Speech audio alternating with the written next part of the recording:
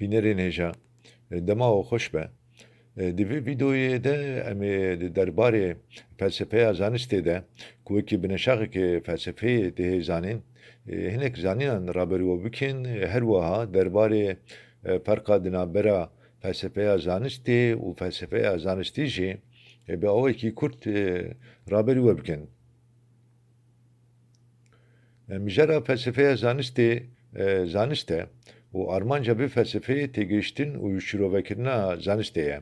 Ev beş yan jî bineşaxê felsefeyê dixwaze ku bi wesf rêbaz avahiya zanistê a mantiqî û encamên zanistê bizanibe, lê bikole û daneyên xwe raber bike. Rabirduya vê bineşaxê meriv dikare bibêje ku pir nekevne, lê fêlozofan dibin banê epistemolojiyê de ango zanînasiyê de li zanistê vekolan e û ev bineşax berê wekî perçeyekê epistemolojiyê hatiye dîtin. Felsefeya zanistê wekî zanînasiyê li hemû teqlîdên zanîniyê ve nakole, bi tenê li zanîniya zanistî ve dikole û dixwaze ku wesfên vê zanîniyê raxîne holê.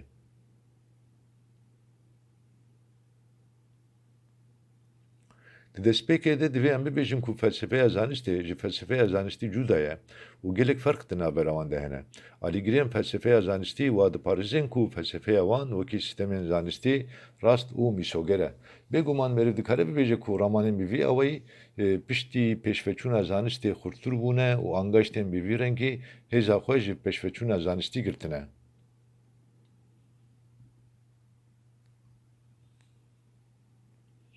Taybetmenliğin zaniniya zanisti. Yek zaniniya zanisti xwedispêra aqil. Zaniniya zanistî bi awayekî tekas xwedispêra aqil û zanînekî amizgerê aqil e. Zaniniya zanistî çawa ku çavderî û toqlînê bikartîne û wisa jî zanîniyekî hevgirtî, sîstematîk û mantiqî ye.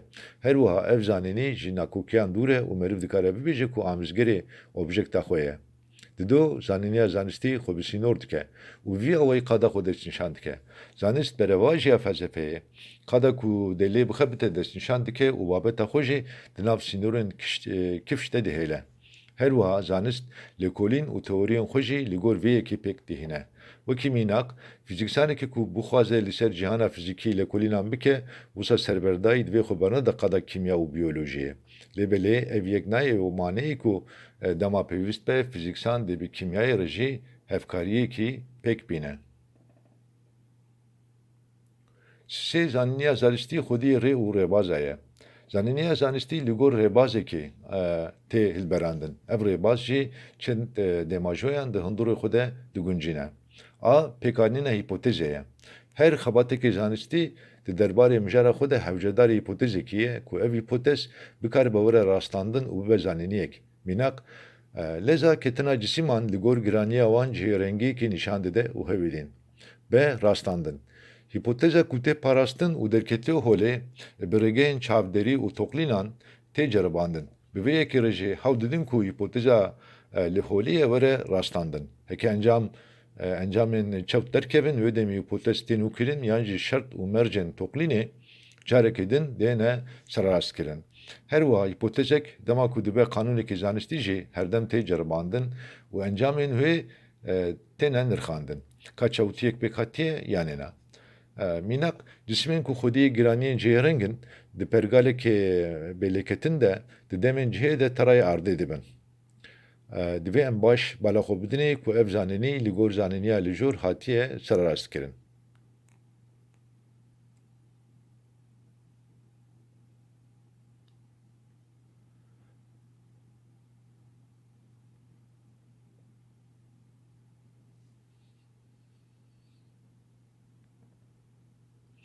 C. Pêkanîna dîtwariyê, ancam bêjin teoriyê, hîpoteza ku hatiye pêşkeşkirin û encamên ku di daviya rastandina vê hîpotezê de hatine bidestxistin, wisa têkirin ku hemû bûyerên bi vî rengî biguncîne û bibe teoriyek.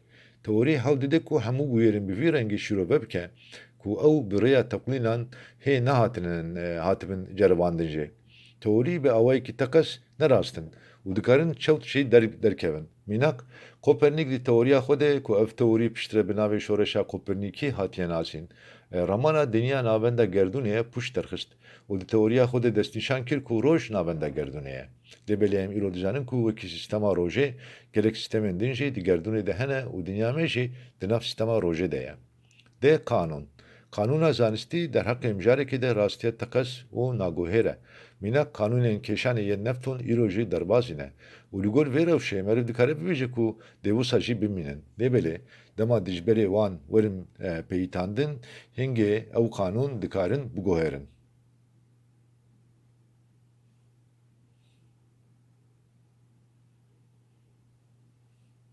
4. Zanîniya zanistî objektif e.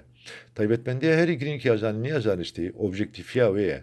Zanîniya zanistî zanîniyekî objektif e û girêdayî objekta xwe ye.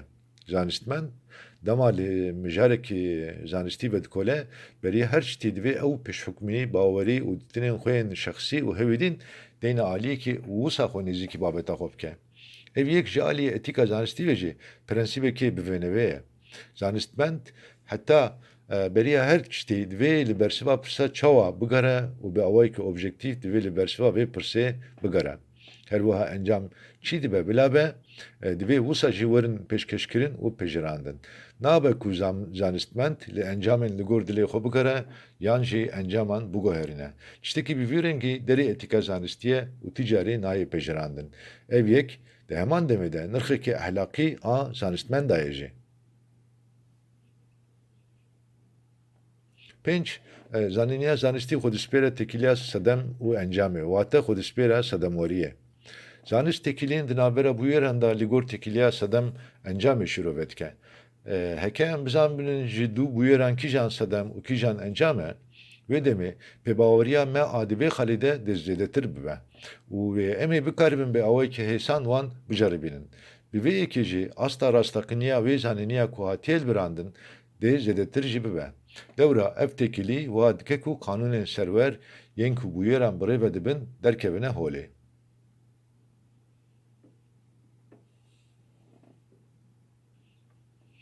6.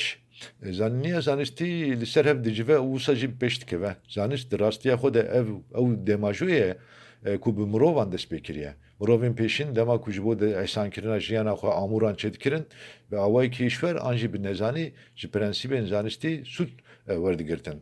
Berfirehbûn û pêşveçûna zanistî ya ku em di roja me ya îroyîn de xwediyê wê ne, hê di wan rojan de dest pê kiriye. Zanayî li ser ev kom bûye û xwe giyandiye ta roja me. Ango zanyar herdem ji xebatên beriyên zanistî sûd werdigirtin û bi vê yekê xebatên xwe xurttir û berfirehtir dikin. Ji ber vê yekê jî zanyarek dema ku dest bi xebata xwe bike yan jî dike pêdivî pê nabîne ku hemû kanûn û xebatên berî carekî din raçav bike. An jî wan carekî din biceribîne.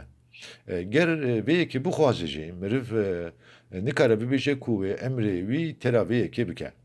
Mînak gerêyeke bi alîkariya kureyeka ji gogir de jeneratörê yekêm îcat kiribû. Lêbelê di dema pêkanîna vê yekê de meriv dikare bibêje ku ew neçûye dema beriya zayînê û kanûnên kêşanê ji nû ve neceribandiye.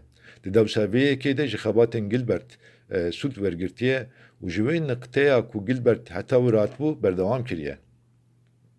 Gilbert pê derxistibû ku pêhatiya kêşanê di maddeyên wekî çam, gogirt û misteqê de jî heye.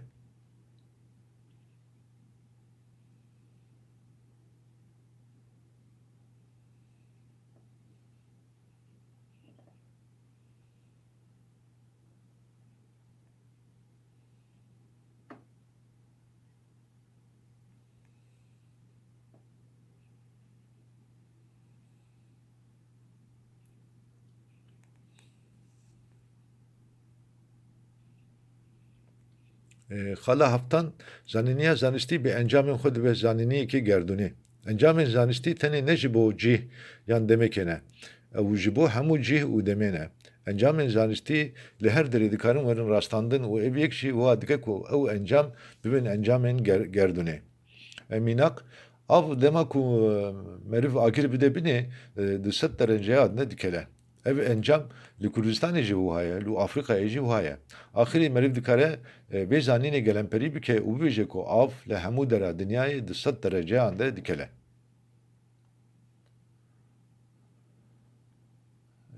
Heşt zanîniya zanistî texmîn dike. Rastiyên zanistî wiha dikin ku em hem ji bo siberojê hem jî ji bo rabûrdiyê texmînan bikin. Mesela ke em bi lêza dinyayê bizanibin vê demê em dikarin di vê babetê de çend texmînan bikin û lêza dinyayê ya li xwe veger a piştî 10 salan jî hesab bikin. Hezirkirin hem ji bo siberojê û hem jî ji bo rabûrdiyê dikare were bikaranên. Min mînak bi salan li nêzîkî girava Bermudayê sebebê terabûna firok û nokbûna keştiyan nikaribûn werin şîrovekirin. Lêbelê hinek lêkolanên daviyên derbarê vê bûyerê de nîşanê me dan ku sebebê vê bûyerê dibe ku kevzekê deryayî a ku bi lez mezin dibe û hemû tiştên ku di behrê de ne zû bi zû vedişêreve.